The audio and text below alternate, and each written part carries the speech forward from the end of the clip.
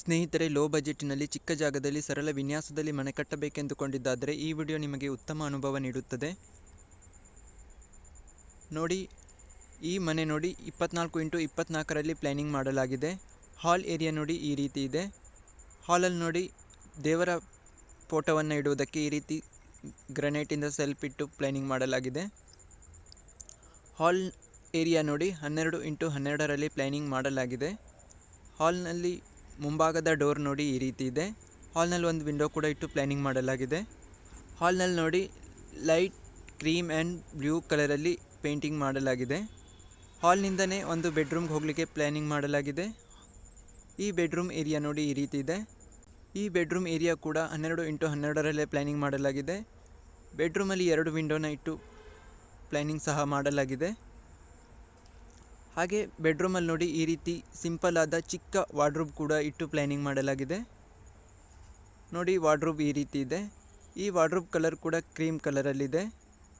Handle ಕೂಡ ತುಂಬ simple ಆಗಿ ಸೆಲೆಕ್ಟ್ ಮಾಡಲಾಗಿದೆ. ನೋಡಿ, ವಾರ್ಡ್ರೋಬ್ನ ಒಳಗಡೆ ಈ ರೀತಿ ಸೆಲ್ಫ್ಗಳನ್ನು ಇಟ್ಟು ಪ್ಲ್ಯಾನಿಂಗ್ ಮಾಡಲಾಗಿದೆ.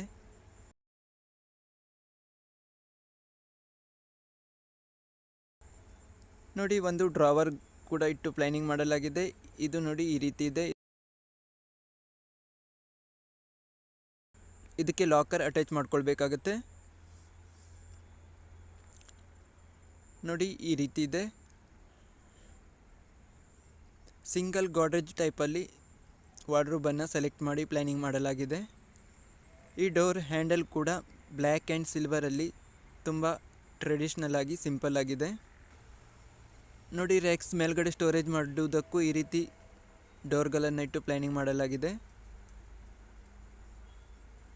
ಹಾಗೆ ಹಾಲ್ನಿಂದನೇ ಕಿಚನ್ ಏರಿಯಾ ಸಿಗುತ್ತೆ. ನೋಡಿ, ಈ ಕಿಚನ್ ಏರಿಯಾ ಸಹ 8x12ರಲ್ಲಿ ಪ್ಲ್ಯಾನಿಂಗ್ ಮಾಡಲಾಗಿದೆ. ನೋಡಿ, ಕಿಚನ್ ಏರಿಯಾ ಈ ರೀತಿ ಸಿಂಪಲ್ ಆಗಿದೆ.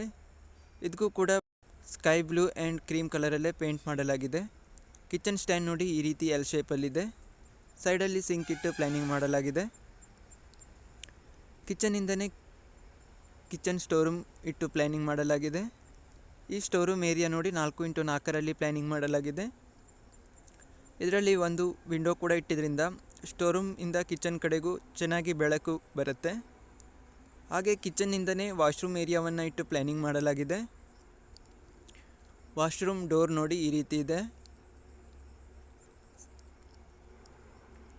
ವಾಶ್ರೂಮ್ ಡೋರ್ ಕೂಡ ವುಡನ್ ಡೋರನ್ನೇ ಸೆಲೆಕ್ಟ್ ಮಾಡಲಾಗಿದೆ. ಡೋರಿಂದ ಒಳಗೆ ಬರ್ತಿದ್ದಂಗೆ ಒಂದು ಬೇಸಿನ್ ಇಟ್ಟು ಪ್ಲ್ಯಾನಿಂಗ್ ಮಾಡಲಾಗಿದೆ. ಬೇಸಿನ್ ನೋಡಿ ಯಾವ ರೀತಿ ಇದೆ ಅಂತ. ನೋಡಿ, ತುಂಬ ಸಿಂಪಲ್ ಆಗಿ ಸ್ಟೈಲಿಶ್ ಆಗಿದೆ. ಟಾಯ್ಲೆಟ್ ಕಬಾರ್ಡ್ ಕೂಡ ನೋಡಿ ಈ ರೀತಿ ಇದೆ. ಹಾಗೆ ಈ ಸೈಡಲ್ಲಿ ನಲ್ಲಿಗಳನ್ನು ಇಟ್ಟು ಪ್ಲ್ಯಾನಿಂಗ್ ಮಾಡಲಾಗಿದೆ. ಮೇಲ್ಗಡೆ ಶವರ್ ಇಟ್ಟಿದ್ದಾರೆ. ಹಾಗೆ ಎಲೆಕ್ಟ್ರಿಕ್ ಗೀಸರ್ ಕೂಡ ಇಟ್ಟು ಪ್ಲ್ಯಾನಿಂಗನ್ನು ಮಾಡಲಾಗಿದೆ. ಹಾಗೆ ಬಾತ್ರೂಮ್ ವಿಂಡೋಗೆ ನೋಡಿ ಎಕ್ಸಿಟ್ ಫ್ಯಾನ್ ಕೂಡ ಇಟ್ಟು ಪ್ಲ್ಯಾನಿಂಗ್ ಮಾಡಲಾಗಿದೆ.